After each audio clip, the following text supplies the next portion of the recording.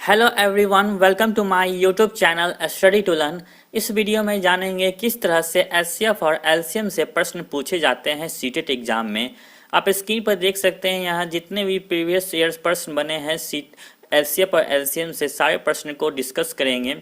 उससे पहले कुछ बेसिक जान लेते हैं एचसीएफ और एलसीएम के बारे में। यहाँ स्क्रीन पर आप देख सकते हैं एक तरफ एलसीएम लिखा है, दूसरी तरफ एचसीएफ लिखा हुआ है। एलसीएम के फुल फॉर्म की बात करें तो लिस्ट कॉमन मल्टीपल होते हैं और हिंदी में लघुत्तम समावर्तक कहते हैं। एलसीएम को 3 नाम से और एचसीएफ को 3 नाम से जानते हैं।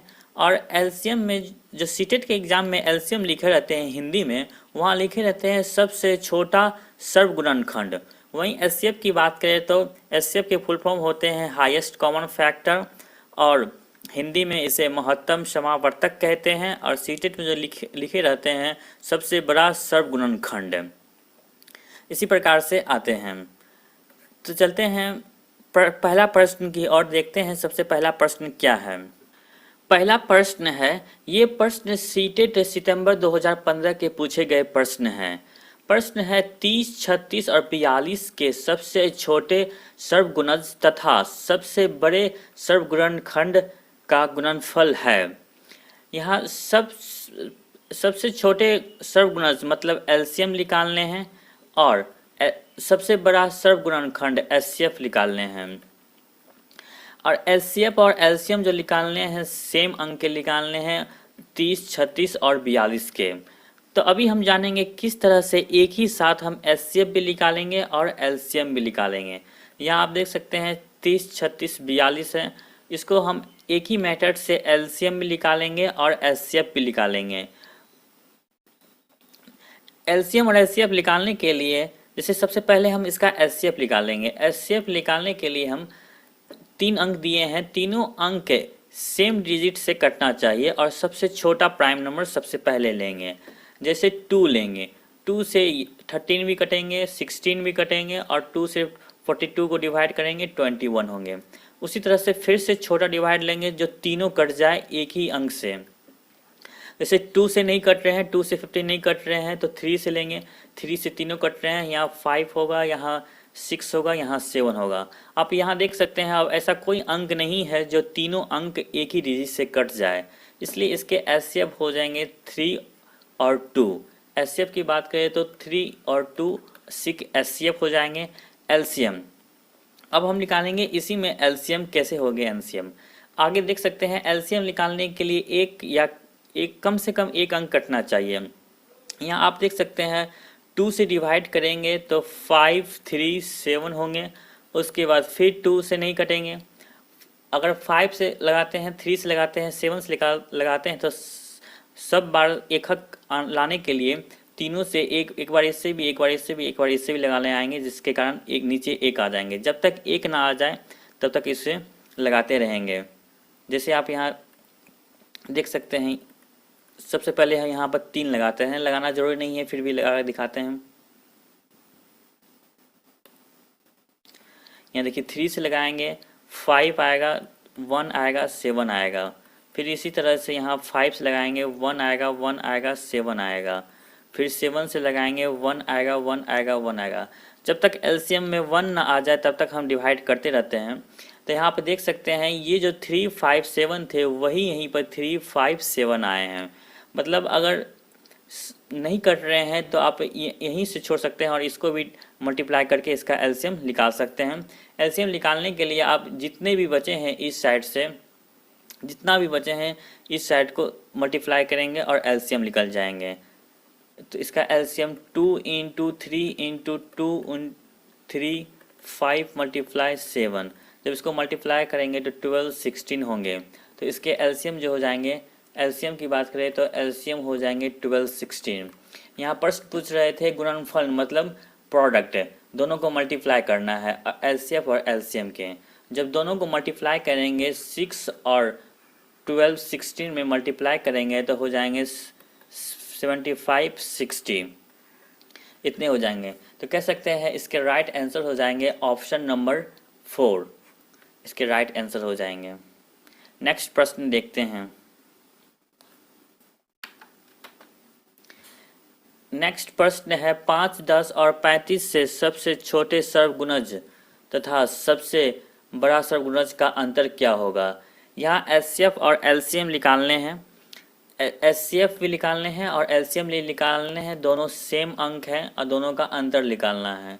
जैसे 5, 10, 35, फिर 5, 10, 35, दोनों के एचसीएफ और एलसीएम निकालने हैं। एचसीएफ की बात करें तो यहाँ एचसीएफ और एलसीएम आप मौखिक भी निकाल सकते हैं। कैसे निकालते हैं, सबसे पहले जानते हैं एलसीएम के बारे में। एलसीएम में जैसे यहाँ सबसे बड़ी संख्या है, उस बड़ी संख्या का इसका मल्टीपल, पहले तो इस बड़ी संख्या को चेक करेंगे क्या ये बड़ी संख्या सारे अंक से कट रहे हैं, नहीं कट रहे हैं तो बड़ी संख्या का मल्टीपल लिखेंगे। जैसे 35 इंटू 2 17, क्या 17 5 से भी डिविजल है, 10 से डिविजल है, 35 से डिविजल है। अगर तीनों से डिविजल है तो हम कह सकते हैं ये 17 जो है इसके एलसीएम होंगे।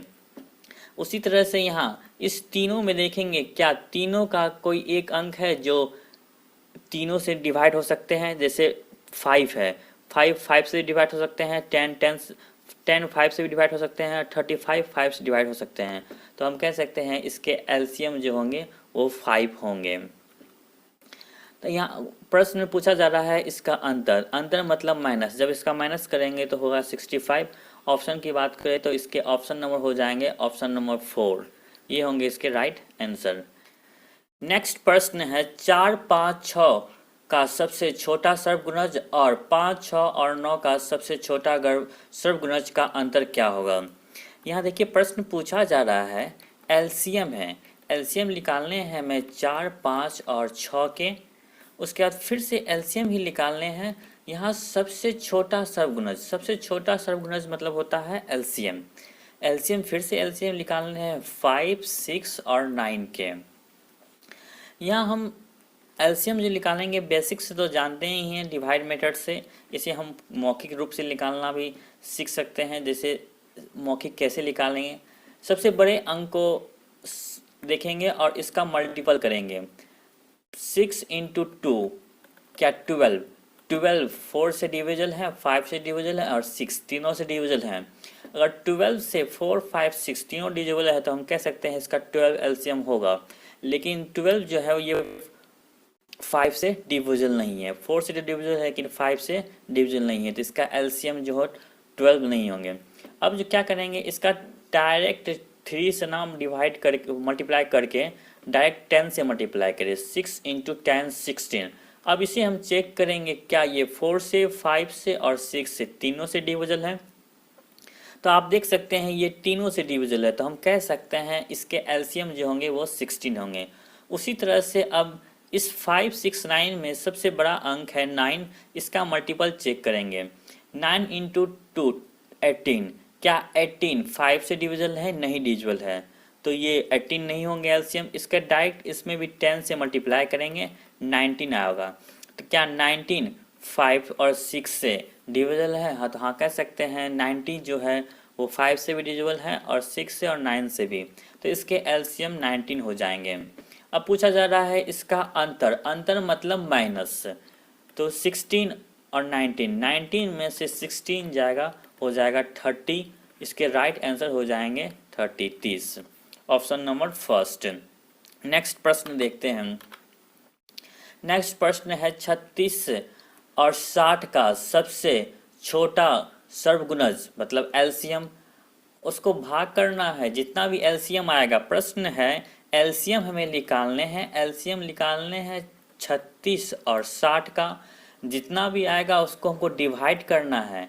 डिवाइड करने के लिए हमें क्या करना पड़ेगा, डिवाइड करने के लिए एलसीएम निकालना पड़ेगा 18 और 45 का सबसे बड़ा सर्वगुणनखंड बराबर है, मतलब डिवाइड करना पड़ेगा 18 और 45 का। आप यहाँ देख सकते हैं अब जो हम 36 और 60 का एलसीएम निकालेंगे, 36 और 60 का एलसीएम निकालेंगे, तो हम सबसे पहले इसका 36 और 60 का एलसीएम निकालते हैं। एलसीएम निकालने के लिए इसे हम 2 से भी डिवाइड कर सकते हैं जो कि सबसे छोटा प्राइम नंबर है, लेकिन अगर आप फास्ट निकालना चाहते हैं तो जो बड़ी संख्या है जो दोनों कट जाए आसानी से, उससे भी आप डिवाइड करके एलसीएम निकाल सकते हैं। जैसे 6 है, 6 से ये 6 बार में और ये 10 बार में कटेगा। अब 2 से काटेंगे इसको, ये 3 होगा, 5 होगा। अब ये किसी से नहीं कटेंगे, तो 6 इंटू 2 इंटू 3 इंटू 5, जब इस तीनों को मल्टीप्लाई करेंगे तो 180 होगा। उसी तरह से आप एचसीएफ भी निकालेंगे। एचसीएफ 18 और 45 का एचसीएफ निकालेंगे, 18 और 45 का। इसका एचसीएफ निकालने के लिए हम सबसे पहले डिवाइड करेंगे, जैसे 9 से भी डिवाइड कर सकते हैं 2 और 5। क्या अब 2 और 5 कोई एक नंबर से कट रहा है? नहीं कट रहा है, तो इसके एचसीएफ हो जाएंगे 9। तो यहाँ हम कह सकते हैं एलसीएम निकला 180 और एचसीएफ निकला 9। तो इसके राइट आंसर हो जाएंगे 180 में, जब 2 से 180 में 9 से डिवाइड करेंगे तो होंगे 20। तो इसके राइट आंसर हो जाएंगे 20, ऑप्शन नंबर फर्स्ट। नेक्स्ट प्रश्न है 21 और 49। 21 और 49 के बीच 7 के गुणजों का योगफल निकालना है और डिवाइड करना है 25 और 30 का सबसे बड़ा सर्वगुणनखंड बराबर है। यहाँ प्रश्न पूछा जा रहा है 21 और 49 के बीच कितने ऐसे अंक हैं जो 7 से डिविजिबल हैं। 7 से डिविजिबल है, तो यहाँ आप 7 का टेबल देख सकते हैं। से 21 के बाद 28, 35 और 42 डिविजिबल हैं। प्रश्न के अनुसार इनका योगफल निकालना है। जब इसका योगफल करेंगे तो 105 आएगा। उसके बाद नीचे बोला जा रहा है भाग करना है 25 और 30 का एचसीएफ निकालना है। एचसीएफ निकालने के लिए 5 से डिविजन करेंगे, 5 आएगा और इसे 6 आएगा। आप ये देख सकते हैं ये नहीं कटेगा, तो इसका एचसीएफ जो हो जाएंगे वो 5 हो जाएंगे। प्रश्न को फिर ध्यान से देखिए, यहाँ पूछा जा रहा है 7 का गुणज। 7 का गुणज 21 और 49 के बीच के 7 का गुणजों का योगफल जो कि 105 होंगे और डिवाइड करना है एचसीएफ से। एचसीएफ निकालना है 25 और 30 के, जो कि एचसीएफ निकालेंगे इसका होगा 5। जब 105 में 5 से डिवाइड करेंगे तो इसके आंसर हो जाएंगे 21। तो इसके कह सकते हैं इसका राइट आंसर जो हो जाएगा ऑप्शन नंबर 4, 21 इसके राइट आंसर होंगे। नेक्स्ट प्रश्न है 36, 54 और 60 का सबसे छोटा सर्वगुणज डिवाइड 19 बराबर है। इसे एलसीएम निकालने हैं। एलसीएम जो है वो 36, 54 और 60 का एलसीएम निकाल के उसका जितने भी एलसीएम आएंगे उसको डिवाइड करना है 19 से। एलसीएम जितने भी आएंगे उसको डिवाइड करना है 90 से। जब 36, 54 और 60 इसका एलसीएम निकालेंगे तो इसका एलसीएम 540 होंगे और 540 को डिवाइड करेंगे 90 से। 90 से डिवाइड करने के बाद इसका आंसर जो हो जाएंगे वो 6 हो जाएंगे। जो ऑप्शन है ऑप्शन नंबर 4 जो है इसके राइट आंसर हो जाएंगे।